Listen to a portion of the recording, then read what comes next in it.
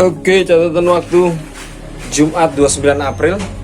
Tadinya sih kita berencana melakukan apa ya, kegiatan hunting atau apa pagi tadi. Cuman karena berhubung vlog juga belum diselesaikan beberapa filmnya, terus masih ingat ada beberapa tugas ngisi tabung, jadi kita akan coba sekedar ngisi hari ini aja catatan Ramadan.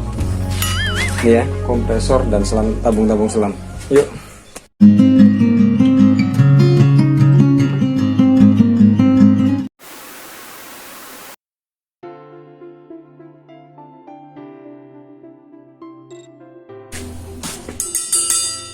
Oke, selamat pagi semua. Assalamualaikum warahmatullahi wabarakatuh. Jadi mumpung tidak ada kegiatan di luaran, jadi kita akan membahas lagi tentang satu vlog playlist tentang Scubapedia. Jadi jika sebelumnya di awal-awal kemarin kita sudah membuat satu konten tentang apa sih kode DOT yang terdapat pada bagian tubuh atau marking-marking yang ada di bagian kode-kode tabung scuba seperti ini. Nah, tentunya sudah cukup gamblang dijelaskan di sana. Nah, sekarang kita akan bergeser lagi terkait dengan scuba. Tentu apa sih gunanya? Yaitu untuk bernapas ya, membantu seorang penyelam waktu saat melakukan kegiatan di bawah air. Nah, hubungannya dengan ini tentu kita akan berkaitan lagi tentang kompresor selam. Seperti apa sih kompresor selam itu? Bagaimana cara tabung ini diisi melalui struktur bagian dari mekanisme mesin yang ada di sini? Kita akan coba bahas itu lebih detail. Sekedar tambahan-tambahan ilmu saja buat teman-teman ya. Jadi seperti itu. Kita akan coba fokus dulu. Yuk.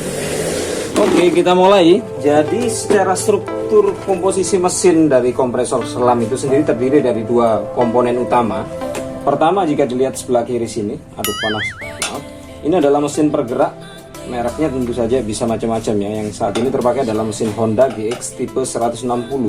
Secara kapasitas mesinnya adalah dia biasanya dipakai ini untuk komposisi mesin pengisian selang tunggal seperti itu cukup kapasitas 5,5 PK. Nah, seperti itu komposisi mesinnya juga sama. Kapasitas bensinnya sekitar berapa ini, 4 atau 2,5 liter ini ya. Nah, seperti itu, dan itu hanya komponen utamanya aja ya, yang tidak usah terlalu detail-detail sekali. Nah, komponen berikutnya adalah struktur mesin yang ada di sini. Ini adalah bagian yang paling utama dan tentunya akan sedikit lebih mahal dibanding dengan mesin tenaga ini. Karena apa? Di sini adalah mesin utama yang akan mengolah, di mana udara dari luar ini, yang pipa ini adalah sistem udara masuknya. Lalu dia melalui struktur yang cukup rumit di sini, melalui alur-alur bertekanan di sini dengan kompresi yang cukup besar, karena nanti permainan pistonnya juga ada lagi di sini. Nah, adapun komposisi gerakan kipas ini sendiri, dia akan berfungsi sebagai sekaligus selain penggerak di sana, gerakan yang dari subsidi tenaga dari mesin penggerak, lalu dia akan berputar, dan si kipas ini juga akan berfungsi sebagai pendingin saat mesin ini bekerja seperti itu. Nah, dari udara yang masuk ini tadi, dia akan melalui secara komposisi tekanan yang cukup besar, lalu akan dimasukkan melalui tabung yang ada di sana, melalui selang ini ya. Nah, tapi sebelum masuk sini, tabung-tabung itu tentunya sudah akan ada sistem filtering yang cukup rumit juga. Selain dia bertekanan tinggi, nanti dia akan masuk ke sini. Ini ada nama bagiannya lagi. Tabungnya ini adalah CO2 cartridge yang agak kuning di sini ya. Nanti akan saya sertakan secara struktur gambarannya. Ini akan dibuka lalu dimasukin. Ada satu selongsong CO2 cartridge yang terdiri dari butiran-butiran semacam, ada pasir warna seperti pasir putih, lalu nanti ada butiran-butiran apa itu ya, warna-warna hitam itu. Yang itu artinya nanti untuk mengikat karbon. Jadi diupayakan sebelum masuk ke tabung, udara yang bertekanan ini akan cenderung bersih dan kering. Kenapa kering? Karena nanti dia selain sebelum masuk ke sana, nanti di sini ada lagi yang bagian filter. Jadi kandungan udara basahnya dia akan terkuras di sini. Ini akan ada dua jalur pembuangan. Jadi membuang sisa-sisa angin yang tidak diperlukan. Salah satunya yang ini membuang sisa air yang tidak diperlukan. Jadi yang masuk di tabung nanti adalah udara alami tabung, udara sekeliling yang ada tapi bertekanan tinggi dan sifatnya kering. Jadi itu yang nanti akan digunakan sebagai proses respirasi dari seorang penyelam pada saat melakukan penyelaman di bawah air. Jadi kurang lebih seperti itu ya. Kalaupun ada mau ditanyakan juga nanti silakan. Saya akan hanya menjelaskan beberapa rangkaian struktur utamanya saja seperti apa, bagan-bagannya. Lalu nanti sekalian kita akan melakukan proses pengisian tabung ini seperti apa, melakukan bagaimana tahap-tahapan. Teman-teman, jadi berikutnya ada satu catatan yang cukup penting ya pada saat pengisian di bagian kompresor ini. Yang harus diperhatikan adalah kondisi mesinnya, dia harus mengarah pembuangannya ini, exhaust knalpotnya ini, dia harus mengarah ke arah angin bergerak ke sana ya. Jadi dia tidak harus boleh berlawanan. Jadi ketika kalau arah angin dari sana jangan, karena peluangnya ini di bagian snorkelingnya ini untuk pengambilan udara masuk ini, dia harus mendapatkan udara yang bersih. Jadi bukan yang terkontaminasi. Justru peluangnya karena ini adalah buangan mesin adalah sifatnya karbon, jadi dia akan beresiko. Jadi dia harus dilihat arah anginnya kemana. Nah di situ buangan anginnya juga mengarah. Jadi udara yang masuk di sini adalah udara bersih, masuk ke sini, jadi dia terolah. Jadi jangan seperti tadi pembalikannya, udara datang dari sana, jadi kompresor ini terbuang, justru nanti akan terhisap oleh regulator dari mesin utama sebagai yang untuk melakukan pengisian udara itu ya. Nah kurang lebih seperti itu. Jadi apalagi catatan berikutnya seperti ini. Satu lagi ini, kenapa saya tadi nanti pada saat pengisian di bagian tabung ini sendiri kok dilengkapi ada ember air, tambungan air, lalu dengan serbet seperti diselimutin begini ya. Sebenarnya sih ini fungsinya pada saat pengisian, karena ini memang udara bertekanan tinggi, dia nanti akan cenderung panas kena.